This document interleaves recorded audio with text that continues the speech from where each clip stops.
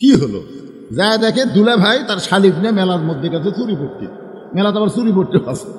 ওই চুরি পট্টির যে চুরি কিনতেছে, আর এক ছেলে আসে মনে করতেছে দুলা ভাই যদি শালিকরা ফিল্ডিং মারে তা আমি হাত দিলে ক্ষতি কি? ওই সেই হাত দিছে, ওরে বাবারে কাউমাও শুরু হয়ে গেছে। আপনারা বলেন তো দুলা ভাইয়ের সাথে যুবতী শালি যাওয়া যায় আছে? আর অকাম যে করছে ওইও তো বুঝে শুনেই করছে। আজকে আপনার এখানে কোরআনের মাহফিল করছেন, এখানে মেলা করার কি খুবই দরকার? জোরে খান, এখানে কি মেলা করার খুবই দরকার? আজকে যুবকেরা মেলার মধ্যে যে ঘুরঘুর করতেছে, কতগুলো যুবতী খালি জানলা খোলা বসে আছে যে আমার দুনিয়া যে কি নিয়ে আসে। ঠিক ঠিক, আমি এটা শেরপুরের মধ্যে হবে। আমি ওয়াজ যখন জুমায় এনেছি, ইতিমধ্যে মেলার মধ্যে থেকে একটা বিশাল শব্দ শুরু হলো। ওয়াজ শুনতে শুনতে লোকজন সব মেলাতে গেল। কি হলো? যা দেখে দুলা ভাই তার শালিক নিয়ে মেলার মধ্যে গেছে চুরি পট্টি। মেলাতে আবার চুরি পট্টি আছে। ওই চুরি পট্টির যে চুরি কিনতেছে, আর এক ছেলে আসে মনে করতেছে দুলা ভাই যদি শালিকরা ফিল্ডিং মারে তা আমি হাত দিলে ক্ষতি কি? ওই সেই হাত দিছে, ওরে বাবারে কাউমাও শুরু হয়ে গেছে। আপনারা বলেন তো দুলা ভাইয়ের সাথে যুবতী শালি যাওয়া যায় আছে? আর অকাম যে করছে ওইও তো বুঝে শুনেই করছে। মাহফিল থেকে লোকজন মেলাত গেল। নিয়ম হলো কোরআনের অপোজিশনে শয়তানের কোনো আখড়া তৈরি করা যাবে না। আল্লাহ কোরআনে বলেন, وقال الذين كفروا لا تسمعوا لهذا القرآن والغوا فيه لعلكم تغلبون।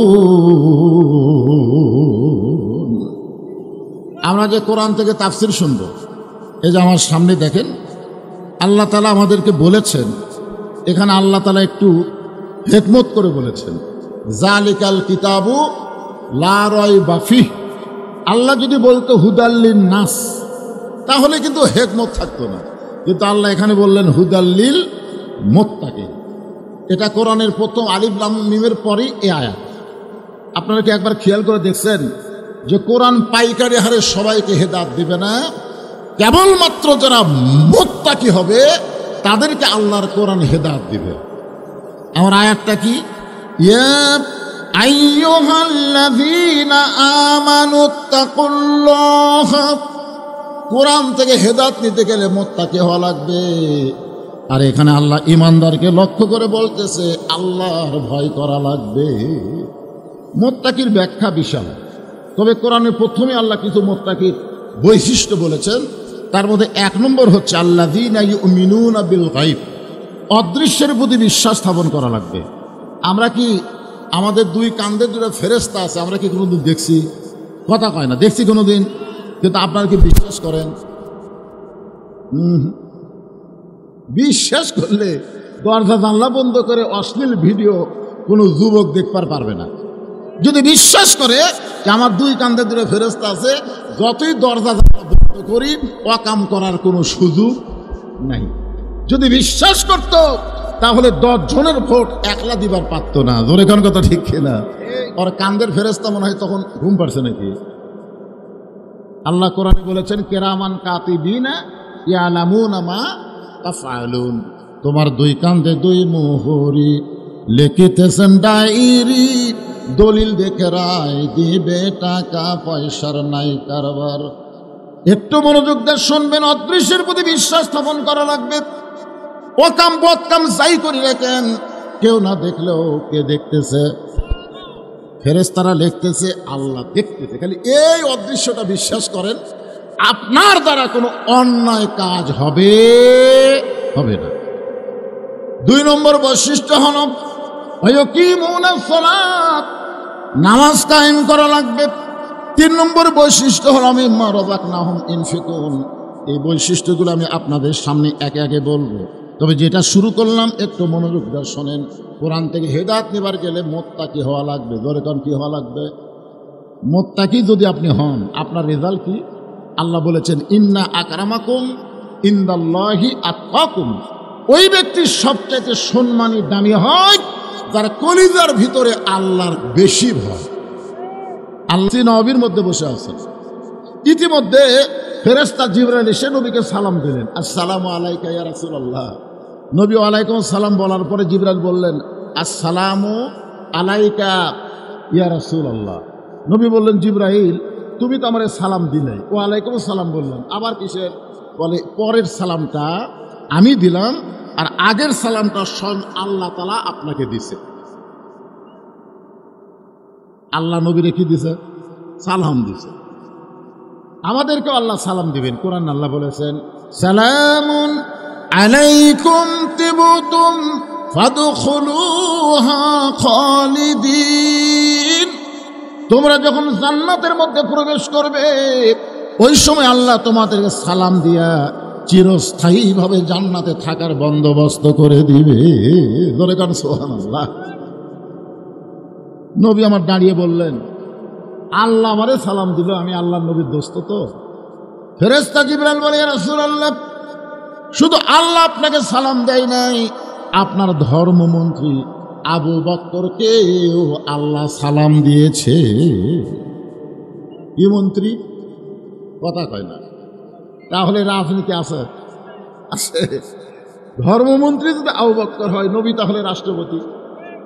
নবী তাহলে রাষ্ট্রপতি, ধর্মমন্ত্রী আবু বকর। আর কেউ কেউ বলে ইসলামের সাথে এক রাজনীতির নাকি সম্পর্ক নেই। পাগল, রাজনীতির সম্পর্ক ইসলামের সাথে নাই। একটা ফকির ভিক্ষা করবার কাছে বাদশাহ শাহজাহানের রাজদরবার, ভিক্ষা করবার যায়, বলতেছে বাদশাহ শাহজাহান কোথায়? বলে আমাদের বাদশাহ এখন ওই ঘরের মধ্যে ঢুকছে। ফকির ঘরের দরজার কাছে গিয়ে দেখে বাদশাহ শাহজাহান দুইখানা হাত আসমানের দিকে তুলে বলতেছে, ও বাদশার বাদশাহ, তোমার দরবারে আমি ফকির, তোমার দরবারে আমি ফকির। তাহলে আল্লাহ কি? বাদশাহ। যেরকম আল্লাহ কি? বাদশাহ বলতে আপনাকে কি সমস্যা হচ্ছে? এখানে হাদিস সাহেব নাই, আপনার হাদিস সাহেব কেউ নাই। আপনার যে কাবা ঘর সামনে নিয়ে বললেন লাকাওয়াল মুলক লা শারিকা লাক, পড়েননি? ইন্নাল হামদা ওয়ান নি'মাতা লাকাওয়াল মুলক লা শারিকা লাক। হাদিস সাহেব, আল্লাহর ঘর সামনে রেখে আপনি কি স্বীকার করলেন? আপনি বললেন রাজনীতির ভিতরে, রাজত্বের ভিতরে একমাত্র আল্লাহ ছাড়া অন্য কারু স্বীকার করি না। ধরে কোন কথা ঠিক কিনা? অন্য কাউকে স্বীকার করি না। তাহলে রাজা একমাত্র কে?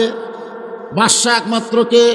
তাবারাকাল্লাযী বিয়াদিহিল মুলক, গোটা পৃথিবীর রাজত্ব, কর্তৃত্ব, মালিকানা কার হাতে? তাহলে বাদশাহ শাহজাহান বাদশাহ না। বাদশাহ শাহজাহান চোখের পানি বের করে বলতে, আমি ফকির, আমি হলাম ফকির, তুমি হলাম বাদশাহ। এই জন্য রাজার নীতি হলো রাজনীতি, আর ফকিরের নীতি হলো ফকরা নীতি। মানুষের নীতির নাম হলো ফকরা নীতি, আর আল্লাহর নীতির নাম হলো রাজনীতি। ধরে কারণ সুবহানাল্লাহ। তাহলে বলেন ইসলামের রাজনীতি আছে না নাই? পুরা ইসলামটাই রাজনীতি। এই সময় যদি কেউ জবান বন্ধ রাখেন, আল্লাহ বলেছেন এই হক কথা বলার সময় জবান বন্ধ রাখলে এরা কারা? এরা কে? এমন সময় আল্লাহ বললেন, ওয়ামিনান নাসি মান ইয়াকুলু আমান্না বিল্লাহি ওয়া বিল ইয়াউমিল আখিরি ওয়া মা হুম বিমুমিনিন। এরা বলে আমরা আল্লাহ বিশ্বাস করি, আখিরাত বিশ্বাস করি, এরপরে হক কথার সময় জবান খোলে না। আল্লাহ বলেছে এরা মুমিনই নয়, এরা হলো মুনাফিক। যেরকম এরা কি? তাহলে আপনারা বলেন তো, আল্লাহর নীতির নাম হলো রাজনীতি, মানুষের নীতির নাম হলো ফকরা নীতি। কথা কয় না কেন? এটা আমার বাপের কথা না, আল্লাহর কথা। আল্লাহ গানিয়ুন ওয়া আনতুমুল ফুকারা। আল্লাহ হচ্ছে একমাত্র রাজা, বাদশাহ, ধনী, আর আমরা মানুষ হলাম ফকির। কোরআনে আছে না নাই? দরকার আছে না নাই? তাহলে আল্লাহর নীতির নাম কি? সবচাইতে বড় পথের নাম কি? সবচাইতে বড় হাঁসের নাম কি? সবচাইতে বড় বাড়ির নাম হলো রাজপ্রসাদ। তুমি বাড়ি রাজবাড়ি করবা, তুমি রাজপাত বলবা, তুমি রাজহাঁস বলবা, কিন্তু তুমি রাজনীতি বলবা না। ইয়ার কি মারো আল্লাহর সাথে? চাপা ফেটে ফেলে দিবি। জোরে কোন কথা ঠিক না? এই জন্য একটু মনোযোগ দিয়ে শুনতে হবে। আমার কোরআন শরীফের রাজত্ব নামের একটা সূরা আছে, তো সূরা মুলক। আমার ওই বিষয় তো না, আজকের বিষয়টা কি একটু মনোযোগ দিয়ে শুনবেন। কোরআন থেকে হেদায়েত নিতে গেলে মুত্তাকি হওয়া লাগবে। জোরে কোন কি হওয়া লাগবে? আর এই মুত্তাকির ব্যাখ্যা করতে গিয়ে বলতেছি, ফেরেশতা জিবরাইল বললেন, ইয়া রাসূলুল্লাহ, আল্লাহ শুধু আপনাকে সালাম দেয় নাই, আপনার ধর্মমন্ত্রী আবু বকরকে আল্লাহ সালাম দিয়েছে। নবী বললেন, জিবরাইল তুমি আমার কাছে যাওয়া আসা করো, আল্লাহ আমারে সালাম দিল, এই সালাম তুমি আমারে পৌঁছায় দিলে। কিন্তু আবু বকরকে আল্লাহ সালাম দিল, এই সালাম কে পৌঁছাবে? ফেরেশতা জিবরাইল বলতেছে নবী ছাড়া অন্য কারো কাছে যাওয়ার সুযোগ আমাকে আল্লাহ দেয়নি। কি ছাড়া? কথা কয় না কেন? নবী ছাড়া অন্য কারো কাছে যাওয়ার সুযোগ জিবরাইলের নাই। তাহলে আমি যদি যাওয়ার সুযোগ পাইতাম তাহলে আল্লাহর সালাম আবু বকরকে আমি পৌঁছাই দিতাম, কিন্তু আমার যখন সুযোগ নাই তাহলে আপনাকেই যাওয়া লাগবে। নবীকে বলতেছে তাহলে আপনার উপর দায়িত্ব হলো আবু বকরকে আল্লাহর সালাম পৌঁছায় দেওয়া।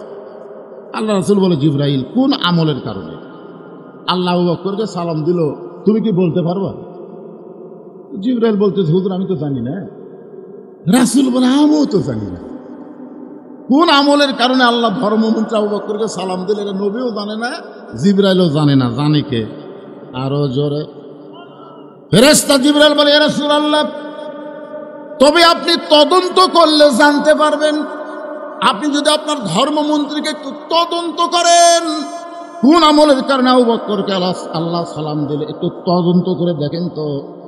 দুনিয়ার সবাই যখন ঘুমায় গেছে এমন সময় আল্লাহ নবী চুপি চুপি আবু বকরের ঘরের দরজার কাছে দাঁড়ানো মাত্রই ঘরের ভিতর থেকে ছোট বাচ্চার মতন ফোফানো কান্নার আওয়াজ আসতেছে।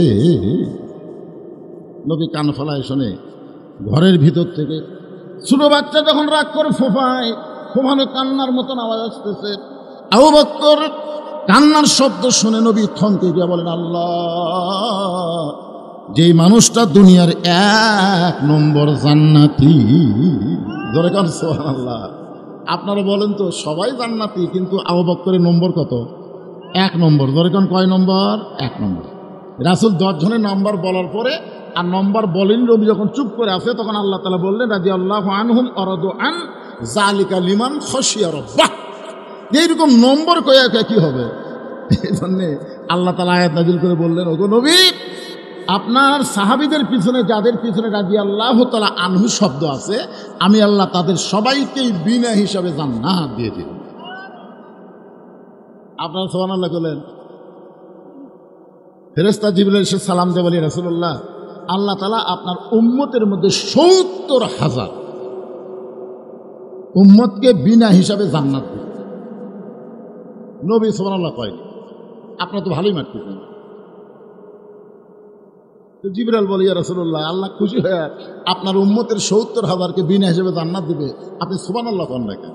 রাসূল বলে আমার সাহাবী এখন আছে ১০০ লক্ষ। এখন ১০০ লক্ষ সাহাবী আমার আছে, দুনিয়াতেই আছে, তাহলে ৭০,০০০ দিলে বাদ থাকে কত? আল্লাহ রাসূল বললেন উমর তুমি কি বলো? উমরকে আপনিও যেমন নেতা যেমন কর্মীও তেমন। সুবহানাল্লাহ। আল্লাহ রাসূল বলে জিবরাইল ফরজা আল্লাহ আচ্ছা আমিও মানে নিবার পারিনি, আমার কর্মী উমরও মানে নিবার পারিনি। ফেরেশতা জিবরাইল কইয়া আল্লাহ আপনার নবীও খুশি না, তার উম্মতও খুশি না, কি দিলেন? আল্লাহ বলে জিবরাইল আমি তো লেখা ফেলা দিছি, কলম লেখা ফেলা দিছি, আর তো পরিবর্তন করার সুযোগ নাই।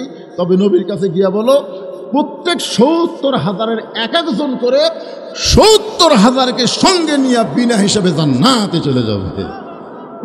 এখন ক্যালকুলেটারে হিসাব করে দেখা যায় যে আমাকেও আল্লাহ যাবার সুযোগ দিবার পারে। বলে কোন কথা ঠিক কিনা?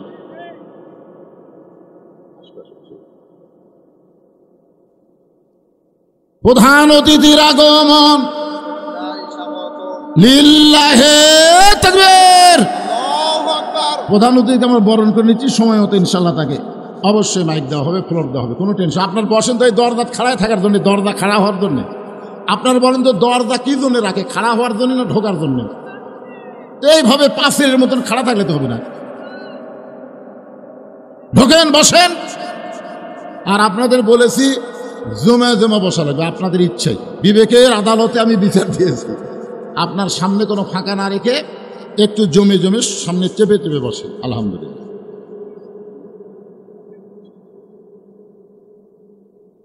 তো যে কথা বলতেছিলাম একটু মনোযোগ দেন।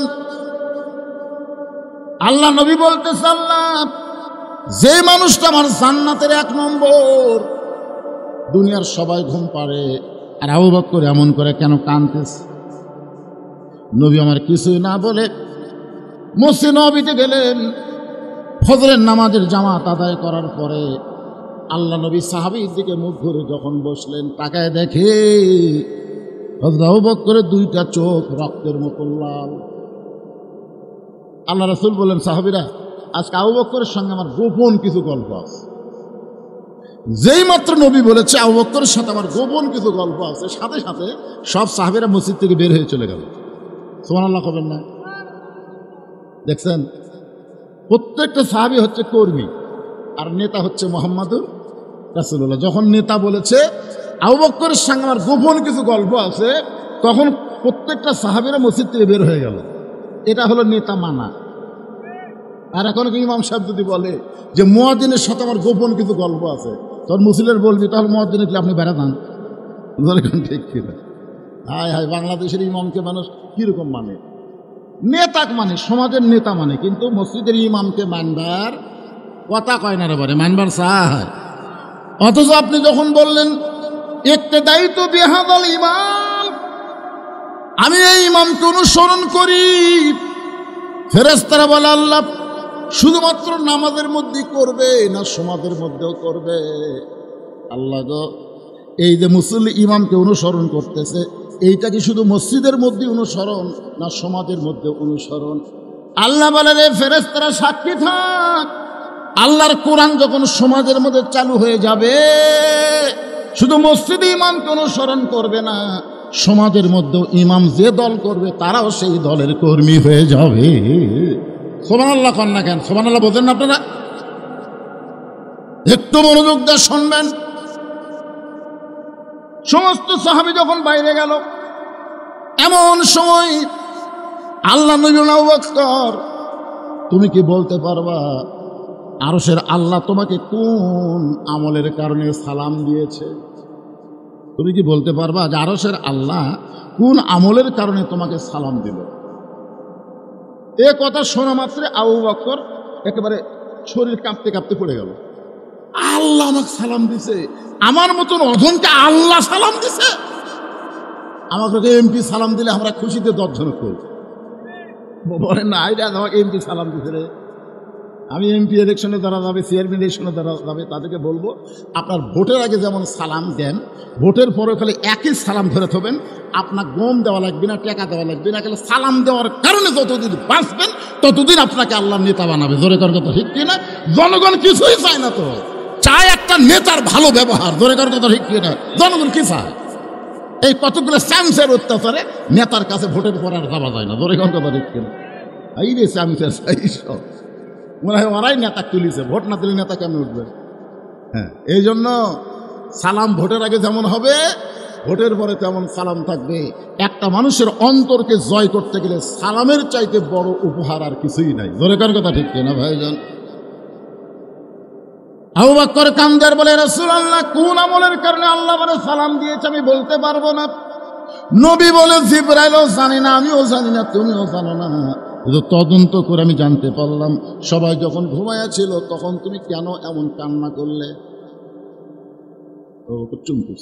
বাবারে, ধরা পড়ছে। কি ধরা পড়ছে বুঝলেন? আল্লাহ রাসূল বললেন, সাহাবীরা, তোমাদের মধ্যে এমন কতগুলো সাহাবী আছে যারা গভীর রাত্রে চুরি করে। চুরি করে গভীর রাত্রে। ওমর ফারুক বসে থাকে ভালো না, তাই বলে হুজুর আইন মন্ত্রী। ধরে কি মন্ত্রী? নবী যখন রাষ্ট্রপতি ছিল, ওমর ফারুক ছিল আইন মন্ত্রী। হুজুর কারা কারা চুরি করে খেলাম নাম কন্ত? আল্লাহ রাসূল বলে, তুমিও করো।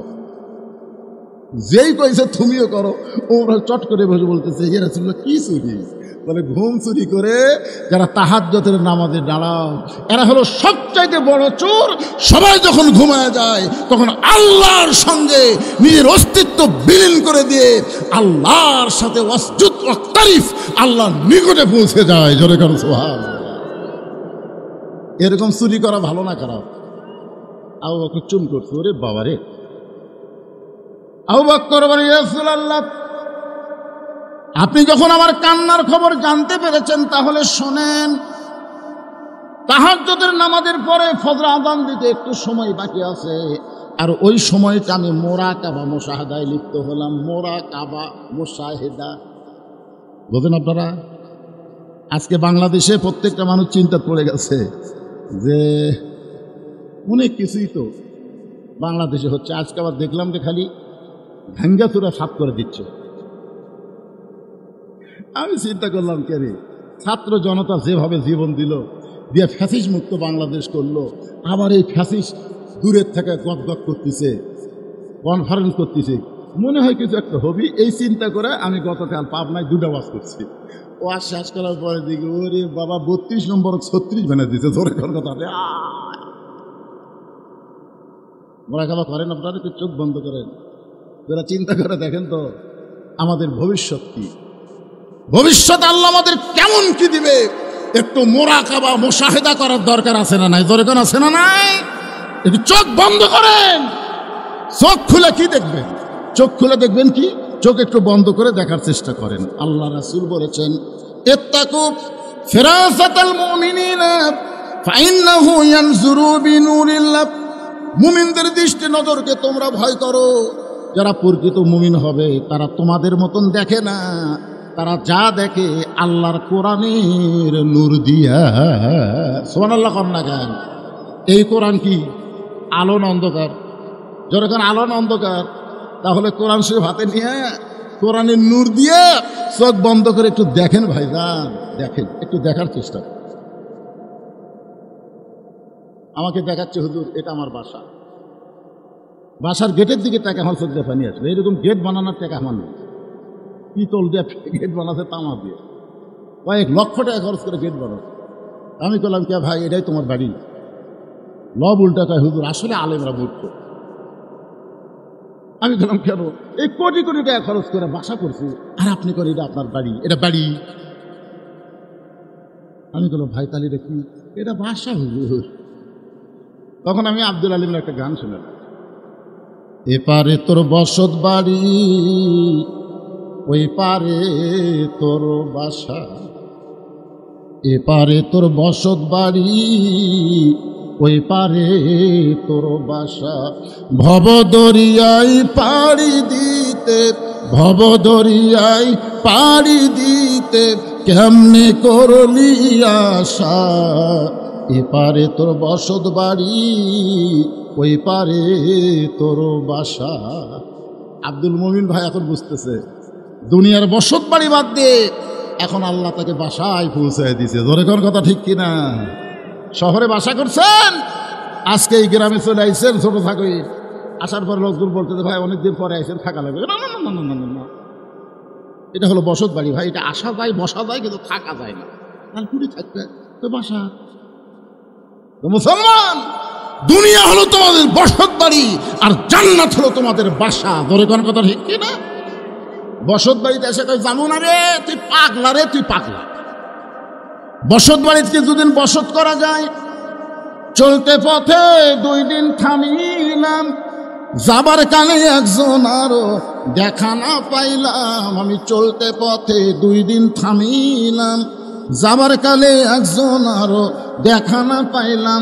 ও আমার সাদের মালা যাই রে ছিঁড়ে, রইব না আর বেশি দিন তোদের মাঝারে। দেই কইলাম ভাই ধান। আব্দুল আলিম যে কইল এ পারে বসত বাড়ি, ওই পারে বাসা, তাহলে তোমারটা কি? হুজুর বুঝি না হুজুর, বুঝবো কখন? তখন বুঝবি চোখ মুজিলে দুনিয়া আন্ধার। কোথায় বাড়ি কোথায় ঘর, যাইতে হবে অন্ধকার কবর। আবু বকর বলে, রাসূলুল্লাহ সবাই যখন ঘুমিয়ে গেছে, এমন সময় মুরাকাবার হালত আমি দেখতে পাই। আমার আল্লাহ ডাকতে বলে, আজকে সবাইকে আমি জান্নাত দিয়ে দিলাম, শুধু একজনকে আমি জাহান্নাম দিব। আমার এত বড় ভয়, ওই একজন ব্যক্তি যদি আবু বকর হয়। আমি যদি 50 বারও বলি যাচ্ছে তো না, মাথার ধরি না। আসলে লোক যে হারে আসা শুরু হলো, কি করবেন? এই মহিলা প্যান্ডেলও হচ্ছে না, এখন তো মহিলাকে ওয়াজ ধরিনি কিছুক্ষণ পর ধর্ম। মায়েরা খালি সেই অনেকদিন থেকে শোনেনি, তো আজকে শোনার জন্য চলে এসে। মাশাআল্লাহ, মেয়েদের জন্য খুবই ভালো আজকের মাহফিল, কারণ সন্ধ্যার সময় এর কি কোনো সমস্যা হয় না।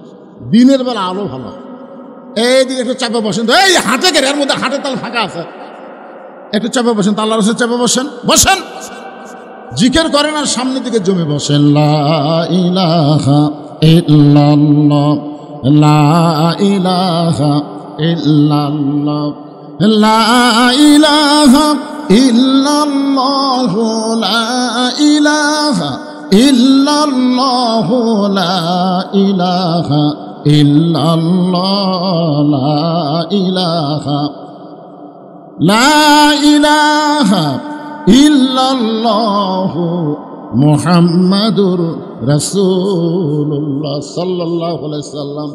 সঙ্গে সঙ্গে নবী বলতে, আবু বকর তুমি কি বললে আর একবার বলো। আবু বকর বলে, রাসূলুল্লাহ মুরাকাবার হালত আমি দেখতে পাই, হাসরের ময়দানে আল্লাহ তাআলা ঘোষণা করে দিল আমি সবাইকে জান্নাত দিয়ে দিলাম, কিন্তু একটা ব্যক্তিকে আমি জাহান্নাম দিব। আমার এত বড় ভয়, ওই একটা ব্যক্তি যদি আবু বকর হয়। সকলের কপালে চুম্বন দেন আবু বকর। এই মুহূর্তে আল্লাহ তাআলা কোরআন নাজিল করে বললেন, ইন্না আকরামাকুম ইনদাল্লাহি আতকাকুম, তার কলিজায় আল্লাহর সবচাইতে বেশি ভয়, তার জন্য আরশের আল্লাহর সালাম হয়। আত্তাকুল্লাহ হাক্কা তুকাতিহি, আল্লাহর ভয় করা লাগবে। সে ভয়টা কেমনে করবেন, কোন আইনে করবেন, কোন সমাজ পারে করবেন, এ বিষয়ে আল্লাহর কোরআনে আছে না নাই? দরে কেন আছে না নাই? হ্যাঁ, একটা স্লোগান দিয়ে আমি অতিথিদেরকে বরণ করে চিঠিয়েছে, তাদেরকে একটু ফ্লোর দেওয়া হবে 2-4-5 মিনিট। কি আপনারা আপত্তি করবেন ভাইজান? ওনারা ব্যস্ত মানুষ, এখানে কিছু কথা বলে চলে যাবে, তারপর আমি শুরু করে দেবো একটা না, অসুবিধা আছে? মনে করেন না যে এসার সময় মাহফিল শেষ, এসা দেওয়া আছে পাগলা, ওয়াদের শেষে এসা হবে, তাই বলে এসা টু এসা না, 2 ঘন্টা পরে হবে, অসুবিধা আছে ভাইজান? কোনো সমস্যা নেই, ওয়াজ হবে। এটি করে আমার আর একটি মারা লাগবে, এই জন্যে খুব পাড়াভাড়ি করতে দিচ্ছে। তো এই স্লোগানটা দিয়ে তারপর ভাইদেরকে মাইক দিচ্ছি। ওয়ানুনাজ্জিলু মিনাল কুরআনি মা হুয়া শিফাউ ওয়া রাহমাতুল লিল মুমিনিন, সব সমস্যার সমাধান দিতে পারে আল কোরআন। এই জবান খোলা বলেন, আল্লাহর আয়াতের সাথে একমত না দিব? সব সমস্যার সমাধান লিল্লাহি তাকবীর। আলহামদুলিল্লাহ, শুরু করুন।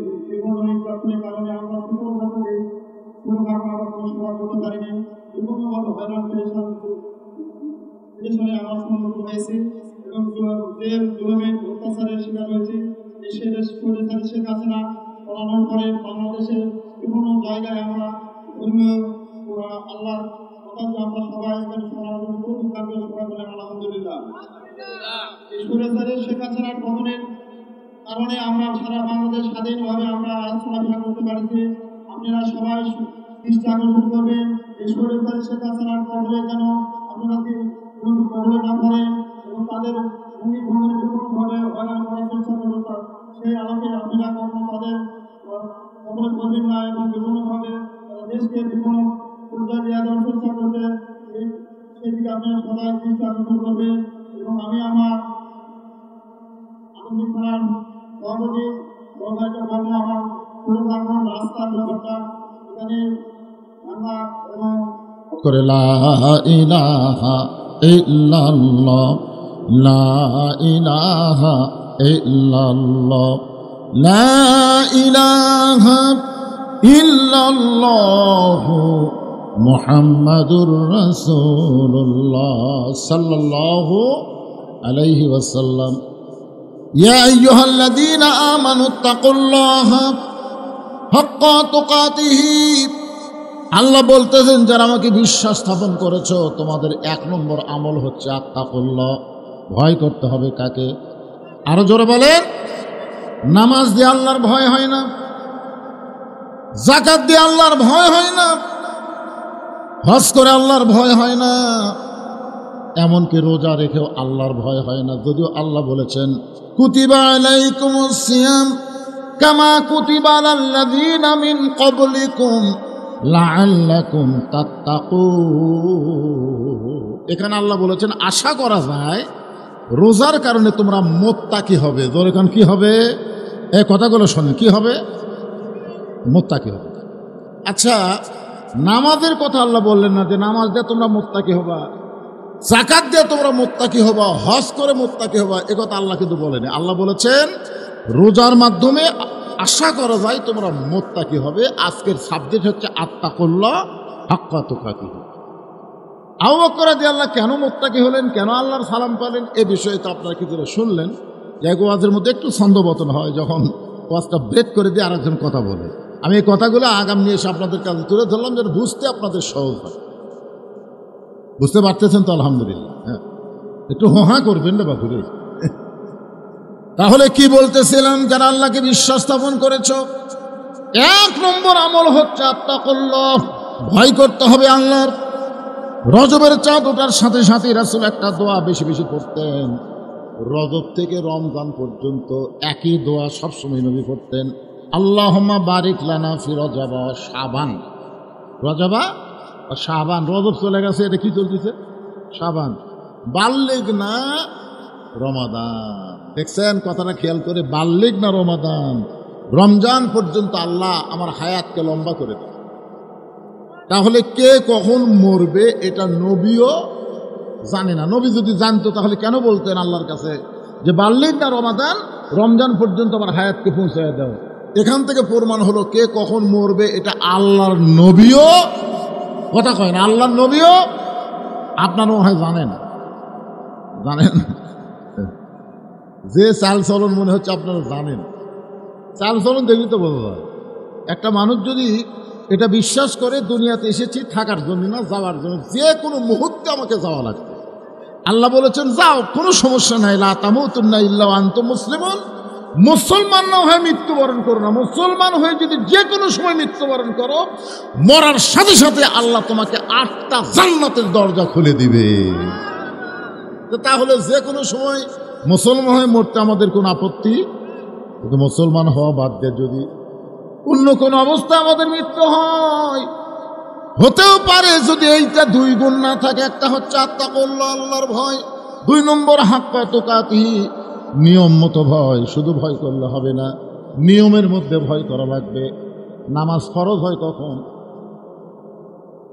7 বছরে তালিম দাও আর 10 বছর থেকে জোর করে নামাজ ধরো তাহলে নামাজ ফরজ হয়েছে কখন কে আবার বুঝা পারলেন না হাদিসটা বুঝলেন না 7 বছর থেকে তালিম দাও আর 10 বছর থেকে জোর করে মারধর করে পড়াও তাহলে বোঝা গেল নামাজ ফরজ হলো 10 বছর থেকে আপনি ধরলেন কখন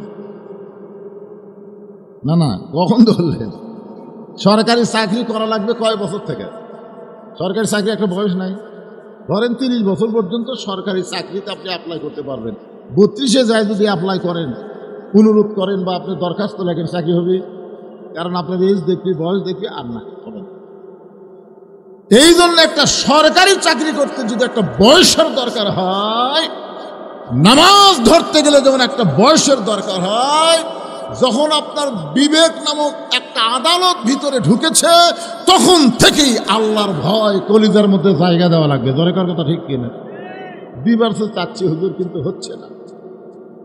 কেন হয় না?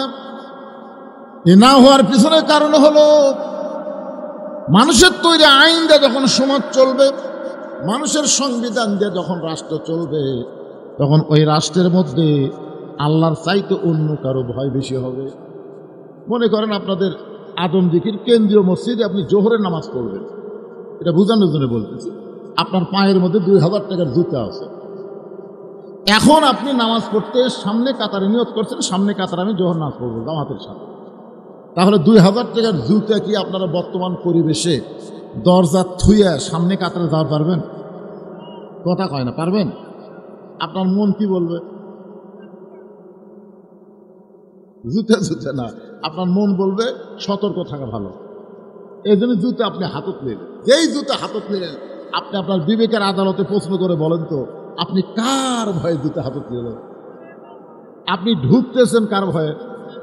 আর আগে শুরু করলেন চোরের ভয়, তারপরে আল্লাহর ভয়। ঢোকার সময় বললেন আল্লাহ মাফতাহলি আবু আবা রহমতি। ফেরেশতা কয় আল্লাহ কি খবর? এর খবর কি? ঢুকতে হলো চোরের ভয়, আর ঘরের মধ্যে ঢোকার সময় তোমার ভয়। আল্লাহ বলতেছেন চোরের ভয় আল্লাহর ভয় একই করিলের মধ্যে যদি রয়, তার কোনোদিন নামাজ কবুল হয় না। নামাজ কবুল করতে গেলে শুধুমাত্র আল্লাহর ভয় ছাড়া কোনো চোরের ভয় অন্তরে রাখা যাবে। বাংলাদেশে আইন নাই, যেরকম আইন আছে না নাই? তাহলে এই আইন দিয়া চোর ডাকাতের মশান বাড়লো, ভালো মানুষ দুর্বল হয়ে গেল। দেখবেন দুটা চোর মসজিদের চারিধার ঘুরতেছে আর বলতেছে আমাকে ভয়ে। কি মশান? আমাকে ভয়ে সব ভালো জুতা ভিতরে ঢুকছে, আমাকে ভয়ে। 2-4টা বেড়া আছে, ওরা পাও দা লাগতে মারে, এটা স্যান্ডেল হাত দা সমনা রে। এরা দুইজন গল্প করতেছে আমাদের ভয়ে সব ভালো জুতা মসজিদের মধ্যে ঢুকছে। আল্লাহর আইন যখন চালু হবে তখন চোরদের কোনো মোশান থাকবে না। ভালো মানুষ জুতা নয়, সোনার টোপলাও যদি মসজিদের দরজা এলাকার সামনে কাতারে যায়, একটা বারও তার কোনো সময় মন আনসান করবে না, কারণ জানে আইন চলতেছে কার। আরো জোরে চোরও জানে, চোরও জানে। এরা হাত টান দেশ কে রে? এ হাত টান দেশ কে? একেবারে। তার মানে কি বুঝলেন? আত্মাকুল্লাহ ডিগ্রি অর্জন করতে গেলে মানুষের আইন দেওয়া সম্ভব না, কেবলমাত্র যেই কোরআনের ওয়াজ শুনতেছেন এই কোরআনের আইন দিয়ে সম্ভব। ধরে কোন কথা ঠিক কিনা? এই যে প্রধান অতিথি সাহেব বলল না, ছেলেরা মদ খায়। বাংলাদেশে যুবকদের জন্য একটা কঠিন চ্যালেঞ্জ আমার এলাকায় দেখতেছি। ইয়াবা, বাবা, ফিনসিডাল, তারপরে এখন আবার আর একটা নিশাবার আছে ওদের মোবাইলের মধ্যে, ফ্রি ফায়ার, পাবজি, নিশা আছে না নাই? এবং প্রত্যেকটা নেতারাই কিন্তু মাইক পালি বলে। আজকে যেরকম প্রধান অতিথি বলল যে মাদক মুক্ত সমাজ গঠন করার পরিকল্পনা বর্তমান সরকারে কি আছে আর আল্লাহর কোরআনে কি আছে। বর্তমান সরকার কি আইন চালু করলো আর আল্লাহ কোরআনে কোন আইন দিছে। যারা মদ খায়, যদি আল্লাহর কোরআনের আইন চালু হয়ে যায়, ছোট্ট একটা ক্লিপ ঘটনা শোনো।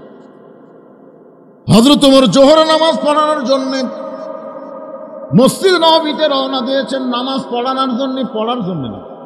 আজকাল নেতারা নামাজ পড়বার যায়, কিন্তু কোরআন দিয়ে যখন রাষ্ট্র চলবে তখন নেতারা নামাজ পড়বার যাবে না, নামাজ পড়াবার যাবে।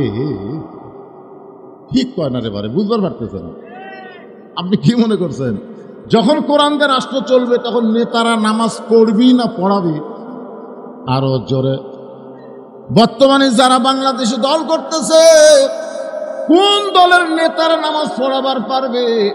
আমার মনে হয় এটা মুসলমানকে চোখে আঙ্গুল দিয়ে দেখার লাগবে না, তারা বুঝবার পারে। জোরে কোন কথা ঠিক কি না?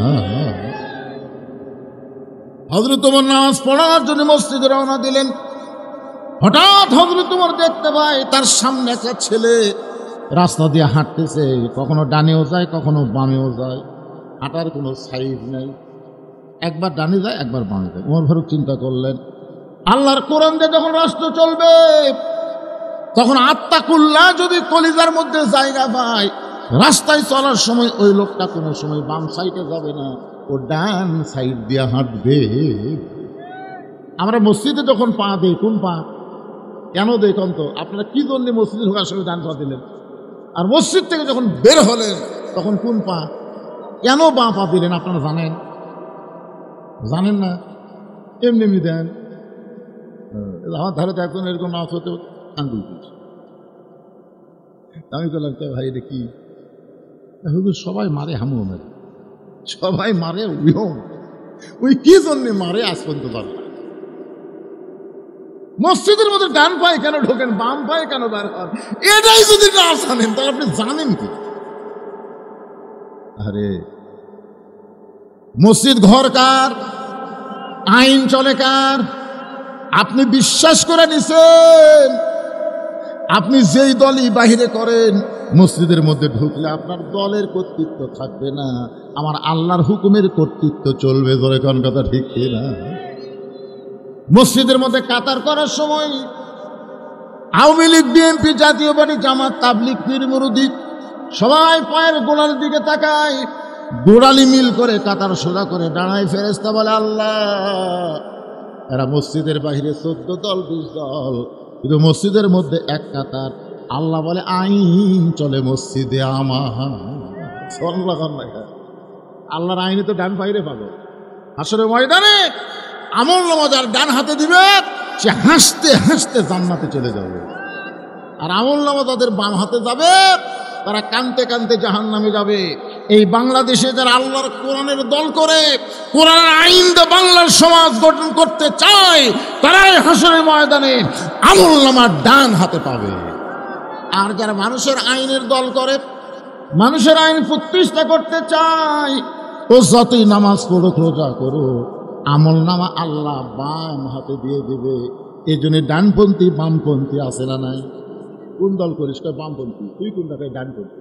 ডান আর বাম, দুনিয়াটা হলো বাম। যখন বাইরে হয় তখন কোন পা? কথা কয় না। কি জন্যে? দুনিয়া বামপন্থী, দুনিয়ার আইন বামপন্থী, দুনিয়ার সংবিধান বামপন্থী, আর আল্লাহর ঘর হচ্ছে ডানপন্থী। আমরা কোনটা চাই? ডান চাই না বাম চাই? একটু জোরে বলেন, একটু মনোযোগ দিয়ে শুনতে হবে। ওমর ফারুক চমকে গেলেন। আল্লাহর কোরআন দ্বারা রাষ্ট্র চলে, আর এই ছেলেটা কখনো ডানে যায়, কখনো বামেও যায়। ওমর ফারুক দ্রুত গতিতে ছেলেটার সামনে গিয়ে সালাম দিলেন, আসসালামু আলাইকুম। সালাম দিবার যা দেখে আমার বেটা, তাই বলে কি বেটা সালাম দেওয়া যাবে না? ধরে এখানে যাবে কি যাবে না? আসসালামু আলাইকুম, আলাইকুম ইয়া আব্দুল্লাহ। রে আল্লাহর বান্দা, তোমার প্রতি আল্লাহর রহমত বর্ষিত হোক। অবশ্য হাদিসের মধ্যে আছে, আসসালামু আলাইকুম ইয়া ইবনি। রে আমার পুত্র, তোমার উপর আল্লাহর রহমত বর্ষিত হোক। বেটা বাপকে সালাম দিবেন, বাবা ছেলেকে সালাম দিবেন। যদি ছেলে বেয়াদব হয়, আপনি তাকে আদব শিখাবেন, কারণ আপনার ছেলে মানুষ বলে মন্দির ছেলে বড় বেয়াদব। এই জন্য বাড়ির থেকে সালামের চর্চাটা শিখাবেন। ছেলে যদি না দেয়, বাপ দিবে। আপনি খালি একদিন আপনার ছেলেকে সালাম দেন, আর কোনো দিন দেওয়া লাগবে না। ও শরম পায় বারবার আপনাকেই দিবে। ধরে কোন কথা ঠিক কে না? ওমর ফারুক সালাম দিলেন, আসসালামু আলাইকুম ইয়া ইবনি। সঙ্গে সঙ্গে ছেলে বলতেছে, ওয়ালাইকুম আসসালাম, আপনি কে ভাই? সালাম শুনে উত্তর দিতে, ওয়ালাইকুম আসসালাম, আপনি কে ভাই? ওমর ফারুক চমকে উঠল, কে? বেটা হয়ে বাবক ভাই করলো, তাই তো খালি ডানত যাই বমচ্ছা, ভিতরে কিছু মাল ঢুকছে রে। ওমর ফারুক নাকটা ছেলের মুখের কাছে দেয়, ছেলের মুখের ভিতর থেকে মদের গন্ধ আসতেছে। ওমর ফারুক চারিদিকে তাকায় দেখে কেউ নাই, চারিদিকে ভাবে তাকায় দেখে কেউ নাই, খালি ওমর ফারুক আর ছেলে। ওমর জানে আল্লাহর আইন, কেউ যদি মদ পান করে মাতাল হয়, বাপকে যদি ভাই বলে, তাকে 80টা ব্যাত মারা লাগবে। কয় ব্যাত? ওমর ফারুক দেখতেছে 80টা ব্যাত। কেউ যখন নাই, আমার বেটা খাই বাড়ি ফিরে যাবো, আচ্ছা তোর তৌবা করো, তৌবা করে কোনো জীবনে তার মুখ দিস না। এই চিন্তা করতে করতেই বিবেক বলতেছে, ওমর আত্তাকুল্লাহ, আল্লাহর ভয় যদি কলিজার মধ্যে থাকে, তাহলে চারিদিকে না তাকায়া তুমি উপর দিকে তাকাও, কেউ না দেখলেও তোমার আল্লাহ দেখেছে। মানুষের আইন যতদিন চলবে ততদিন আমরা কোন দিকে তাকাবো? মানুষের আইন হলো চারিদিকে, আর আল্লাহর আইন হলো উপর দিকে। কেউ না দেখলেও আল্লাহ দেখতেছে। ধরে কোন কথা ঠিক কিনা? তোমার কেউ দেখেনি, বাড়ি গিয়ে তওবা করাবা, এরকম আইন তো কোরআনে নাই। মাতাল হলে 80টা বেত মারা লাগবে। সঙ্গে সঙ্গে হযরত ওমর এক টানে মাথার পাগড়ি খুলছে। 7 হাত একটা পাগড়ি এক টানে খুলেছে। পাগড়ি সবসময় মাথায় রাখলে হবে না, প্রয়োজনে অন্য কাজও ব্যবহার করা লাগবে। এই যে হাসিনার বিরুদ্ধে কতগুলো ছাত্র নাম ছিল, মাথার পাগড়ি মাথার ব্যান্ডে, জোরে কোন কথা ঠিক কিনা? মেয়ে মানুষ যখন ঝগড়া করে, আমি দেখছি গ্রামে ছোটবেলায়, মেয়ে মানুষ ঝগড়া করলে ওই শাড়ির মাথার উপর থেকে টান দিয়ে মজা একটা পেঁদ আয়। আপনারা বলেন তো, মেয়ে মানুষ মাথায় কাপড় বাদ দেয় তখন মাজা শাড়ির আঁচল দিয়ে বাঁধে, ওই এলাকার কোনো ফেরেশতা থাকে? কথা কর না কেন, এলাকাতে ফেরেশতা থাকে। মেয়েরা যখন ঝগড়া করে তখন কতগুলো পুরুষ মানুষ বাড়ির মধ্যে থাকে, ও একটা বউ পাচ্ছি রে, আমার বউয়ের কাছে কেউ কিছু না। কিন্তু আল্লাহ রাসূল বলেন, কোন স্বামীর বিবি যদি ঝগড়া করে, ওই ঝগড়া যদি পর পুরুষের কানে যায়, ওই স্বামী হলো দাউস। আর দায়ুসু লা ইয়াদখুলুল জান্নাহ, ওই স্বামী কোনোদিনও জান্নাত পাবে না। এখন আপনারা বলেন তো, আপনাকে কার কার বউ ঝগড়া করে? করে? যদি করে তাহলে আপনি জান্নাতে যাবার পারবেন না। যদি জান্নাতে যাবার চান তাহলে বইয়ের সামনে বসে আপনাকে রাখালি করে বলতে হবে, তোর গলার শব্দ পরপুরুষের কানে যেন না যায়। যদি ঝগড়া করিস কোনোদিন, তোকে তালাক দিয়ে নতুন আর একটা বিয়ে করব। এটা কিন্তু শাশুড়ির জন্য আপনি বলতে পারেন। আমার মায়েরা যারা পর্দার অন্তরে একটু শোনেন, শুধুমাত্র মাথা ঢাকার নাম পর্দা না, জোরে কথা বললেও পরপুরুষ শুনলে পর্দার খিলাফ হয়ে যায়। এ কারণে আল্লাহ কোরআনে বললেন, কোরআনে আল্লাহর আইন হলো ওয়াকারনা ফি বুয়ুতিকুন্না ওয়ালা তাবাররাজনা তাবাররুজাল জাহিলিয়াতিল উলা। আল্লাহু আকবার। পাগড়ি মাথার থেকে খুলে, ছেলেটার নাম হলো আবু শামা। জোরে বলেন নাম কি? আবু শামার 2 হাত হ্যান্ডকাপ পরাই দিয়েছে, মাথার পাগড়ি খুলে পাগড়ির একটা অংশ দিয়ে 2 হাত মরমা দিয়ে বাঁধছে। বাঁধার পরে টেনে টেনে মসজিদ নববীর দিকে নিয়ে যায়। ওমর ফারুক যাচ্ছেন নামাজ পড়ানোর জন্যে, রাস্তার মধ্যে তার মাতাল ছেলে পাইয়া তাকে টেনে টেনে মসজিদ নববীতে নিয়ে যায়। একটা খুঁটির সঙ্গে একটা থম্বার সঙ্গে ছেলেটাকে মরমা দিয়ে পা সহ পেটে রেখে হযরত ওমর ফারুক মসজিদের ভিতরে ঢুকলেন। জোহরের পূর্বে 4 রাকাত সুন্নত নামাজ আছে না নাই? জোহরের পূর্বে 4 রাকাত সুন্নত, ফজরের পূর্বে 2 রাকাত সুন্নত, এশার পরে 2 রাকাত সুন্নত, মাগরিবের পরে 2 রাকাত সুন্নত, জোহরের পরে আবার 2 রাকাত সুন্নত। এর সর্বসাকল্যে 12 রাকাত সুন্নত নামাজ আপনাদের পড়া লাগবে। সর্বসাকল্যে কয় রাকাত? কথা কয় না, কয় রাকাত? 12 রাকাত সুন্নত। এই 12 রাকাত সুন্নতের মধ্যে সবচাইতে গুরুত্বপূর্ণ সুন্নত হলো ফজরের আগে যে 2 রাকাত সুন্নত করি। রাসূল বলেছেন, আসমান জমিনের ভিতরে যত কিছু আছে সব কিছুর চাইতে আল্লাহর কাছে ফজরের 2 রাকাত সুন্নতের দাম অনেক বেশি। সুবহানাল্লাহ, জোরে করে একটা আমলের কথা কইলাম, আর একটা আমলের কথা বললাম। বেজার হতো নাকি? ফজর পড়েন না? আপনারা পড়েন না? ফজরই পড়ি না, তারা শুননি।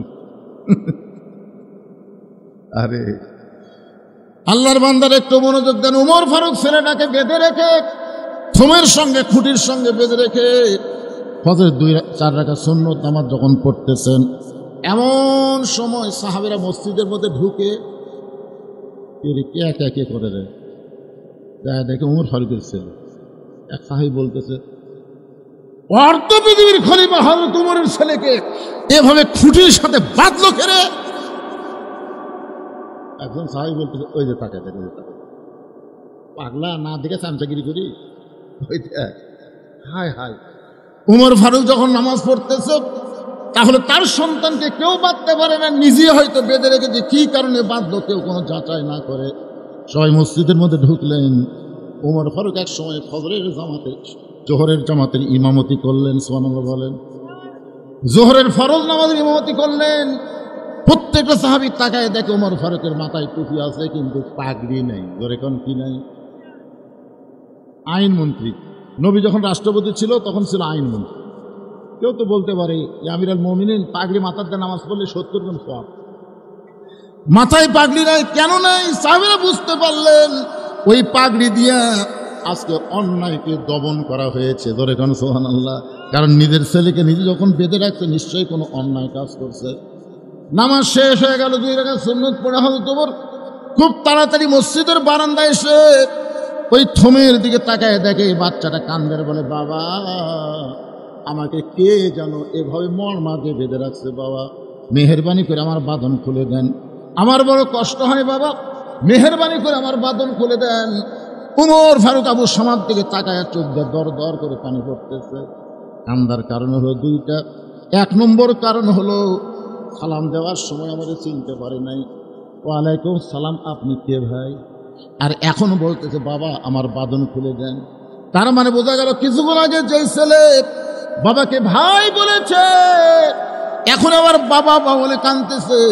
ইমাম গাজ্জালি রহমতুল্লাহ আলাইহি বলেন, যেই মদ পান করে মানুষ মাতাল হলে 80টা বেয়াত মারতে হয়, এই মদের মাতাল কিন্তু মানুষকে বেশিক্ষণ রাখে না, 1 ঘন্টা 2 ঘন্টা পরে সে আবার পূর্বের পরিবেশে পূর্বের অবস্থায় ফিরে আসে।